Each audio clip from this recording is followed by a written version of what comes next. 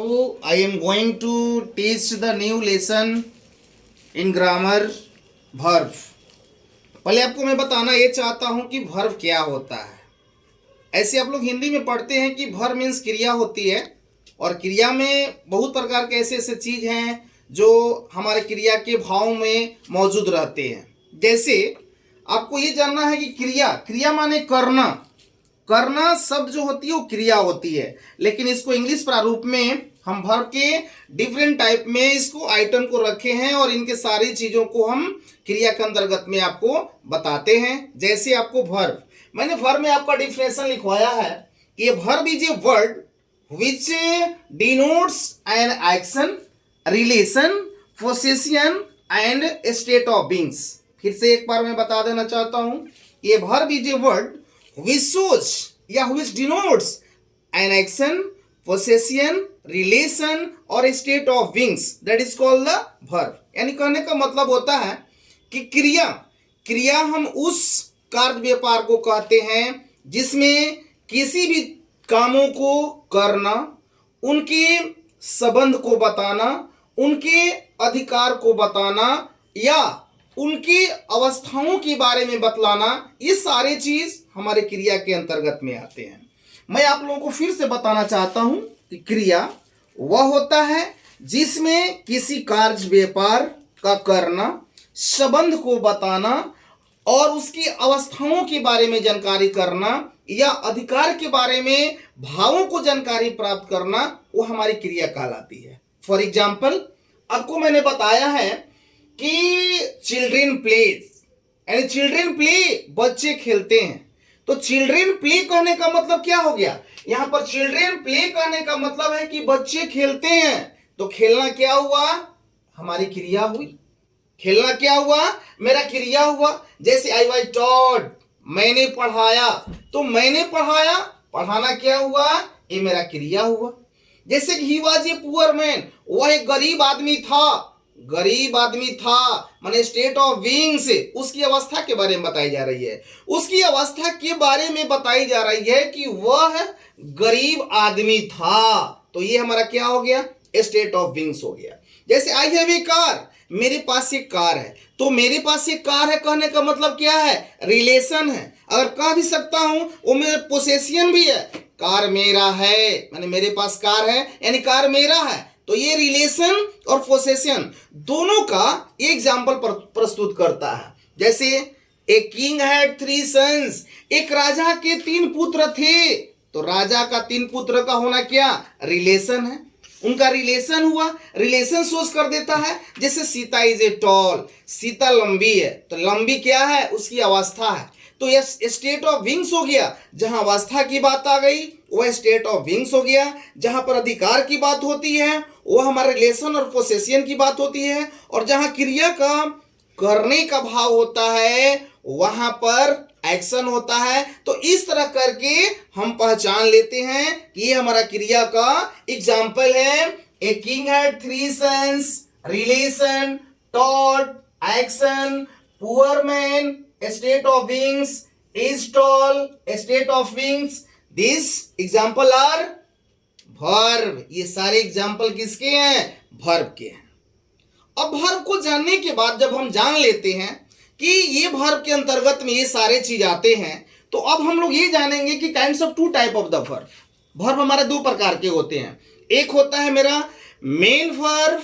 Main verb को मैं बोलता हूं प्रिंसिपल वर्ब या इंडिपेंडेंट वर्ब। ये सारे प्रधान क्रिया बोले जाते हैं। हिंदी में इसे प्रधान क्रिया के नाम से जाने जाते हैं। जैसे the main verb shows the action,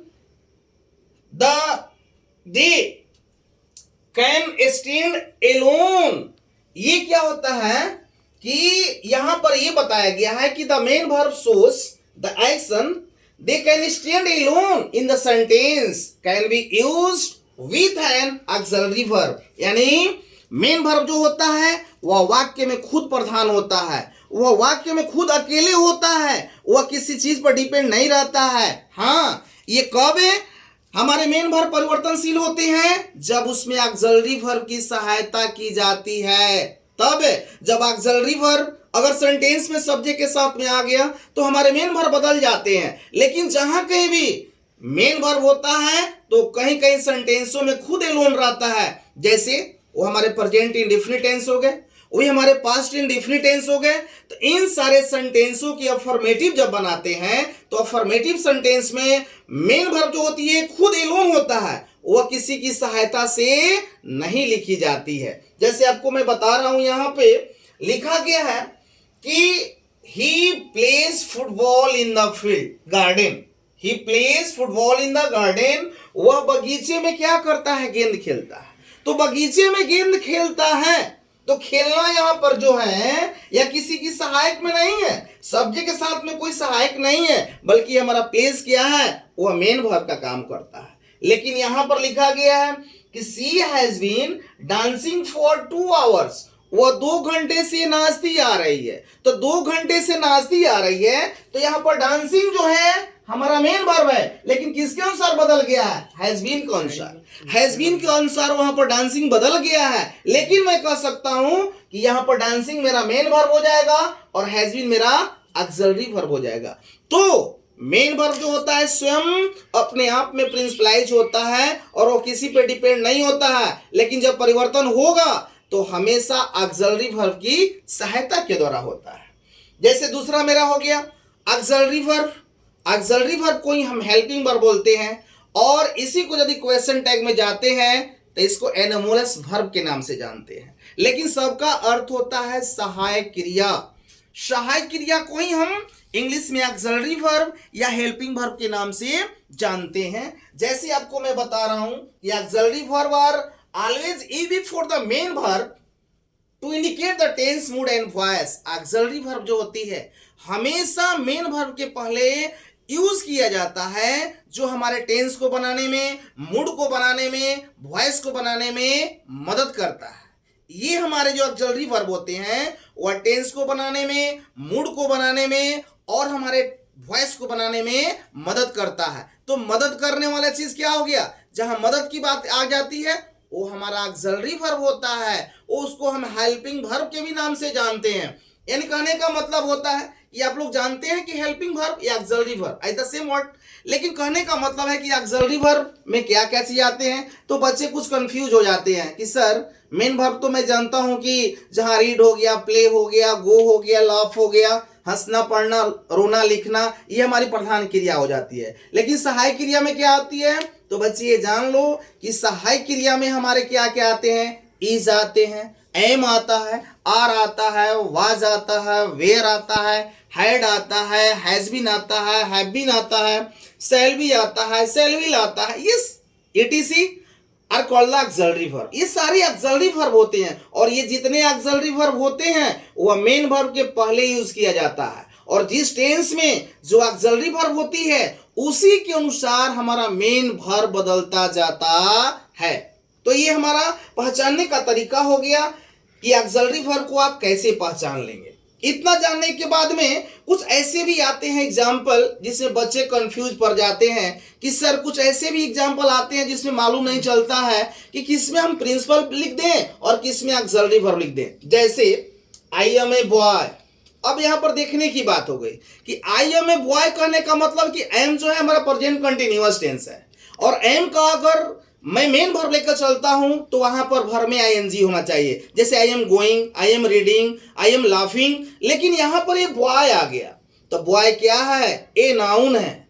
boy क्या है? नाउन है। तो जब किसी ऑक्सिलरी वर्ब के बाद में यदि नाउन आ जाए, एडजेक्टिव आ जाए, एडवर्ब आ जाए तो बेटा डायरेक्टली लिखना ये मेन वर्ब होता है, वो कॉम्प्लीमेंटल वर्ड हो जाता है। इसलिए कि एम का अपनी सहायक क्रिया नहीं है। जब एम की अपनी सहायक क्रिया नहीं है वहां पर नाउन आ गया, एडजेक्टिव आ गया, एडवर्ब आ गया तो डायरेक्टली यहां पर लिख देना कि मेन वर्ब है।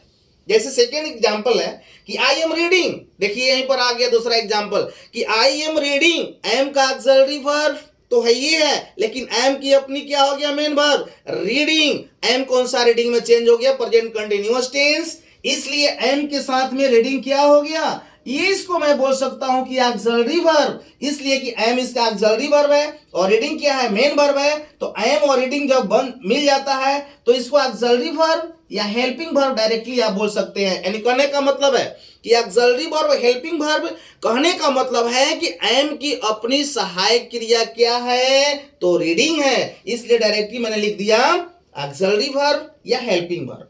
जैसे हो गया कि सी हैज ए कैट, उसके पास एक बिल्ली है, तो उसके पास एक बिल्ली है तो हैज हमारा ऑक्सिलरी वर्ब है। लेकिन ये कैट क्या है, नाउन है, हैज की अपनी सहायक क्रिया नहीं है बल्कि यहां पर नाउन लग गया है कैट, तो डायरेक्टली इसको लिख देंगे कि मेन वर्ब है। यानी कहने का मतलब है कि जिस किसी भी ऑक्सिलरी वर्ब के बाद में अगर उसकी अपनी सहायक क्रिया ना होकर करके यदि नाउन आ जाए, एडजेक्टिव आ जाए या एडवर्ब आ गया, that is called the main verb. Clear? जैसे सी डिड नॉट गो देयर, यहां पर देखिएगा तो सी के साथ में डिड नॉट मेरा ऑक्सिलरी हो गया, यहां पर डिड मेरा ऑक्सिलरी हो गया, लेकिन क्रिया क्या हो गई, V1। जहां कहीं भी डिड नॉट आ जाता है या डीड आता है तो वहां पर क्रिया जब V1 बन जाती है तो V1 कहने का मतलब है कि इसकी डीड की अपनी सहायक क्रिया हो गई, डीड हमारा ऑक्सिलरी वर्ब हो गया और वो हमारा मेन वर्ब हो गया, तो दोनों की सहायक क्रिया अपनी मिल गई, तो डायरेक्ट इसको क्या लिख देंगे, हेल्पिंग वर्ब। क्या लिख देंगे, हेल्पिंग वर्ब। जैसे ही रीड्स हो गया, ही रीड्स करने का मतलब क्या होता है कि वह पढ़ता है, तो ही रीड्स वह पढ़ता है, डायरेक्टली रीड्स जो है प्रेजेंट इंडेफिनिट टेंस का खुद मेन वर्ब है, वो सेंटेंस में लोन है, अकेले है, तो डायरेक्टली इसको कहूंगा कि क्या है, ये मेरा मेन वर्ब हो गया। क्या हो गया, मेन वर्ब हो गया। जैसे we shall be leaders, we shall be leaders, हम लोग नेता होंगे या नेता बनेंगे, तो यहां पर नेता बनेंगे कहने का मतलब हो गया कि शैल बी के साथ में क्रिया ing होती है, I shall be going, I shall be reading, ये हमारा फ्यूचर कंटिन्यूअस होता है, लेकिन वहां पर उसकी अपनी सहायक क्रिया न होकर करके बल्कि यहां पर नाउन लगा हुआ है, तो नाउन जब लग गया तो मालूम चल गया कि उस ऑक्सिलरी वर्ब की अपनी सहायक क्रिया नहीं है, तो डायरेक्ट यहां पर लीडर्स को मैं मेन वर्ब कहूंगा, मेन वर्ब का एग्जांपल मैं दूंगा। जैसे डिड ही गो, मैंने आपको बताया कि डिड हमारा ऑक्सिलरी वर्ब है और इसकी अपनी मेन वर्ब क्या है, गो, क्योंकि डिड लगाने के बाद में गो होता ही है बल्कि वहां पर वेंट नहीं हो सकता है, तो मैं डायरेक्टली पहचान लूंगा कि ऑक्सिलरी वर्ब और मेन वर्ब जब इसकी समरूपता में हो जाती है तो इसको मैं लिख दूंगा कि हेल्पिंग वर्ब है। तो बच्चे आप लोगों को कभी कंफ्यूज नहीं होना है, किसी भी सेंटेंस में अगर हेल्पिंग वर्ब और मेन वर्ब चुनने के लिए आता है तो माइंड पर हमेशा रखना कि सब्जेक्ट के साथ में अगर ऑक्सिलरी वर्ब हो और ऑक्सिलरी वर्ब के साथ में यदि उसकी अपनी अगर मेन वर्ब है तब तो वहां पर हेल्पिंग वर्ब हो जाएगा। अगर सब्जेक्ट के साथ में वर्ब हो यानी ऑक्सिलरी वर्ब हो लेकिन उसके साथ में नाउन आ गया, एडजेक्टिव आ गया, एडवर्ब आ गया, तो डायरेक्टली मेन वर्ब। इसलिए मैं इतना ही बताकर आप लोगों को अभी समाप्त करता हूं। सेकेंड पार्ट में आप लोगों को काइंड्स ऑफ मेन वर्ब के बारे में पढ़ाऊंगा। यदि अगर ये ग्रामर की पढ़ाई यदि अच्छी लगी तो प्लीज लाइक एंड सब्सक्राइब करेंगे।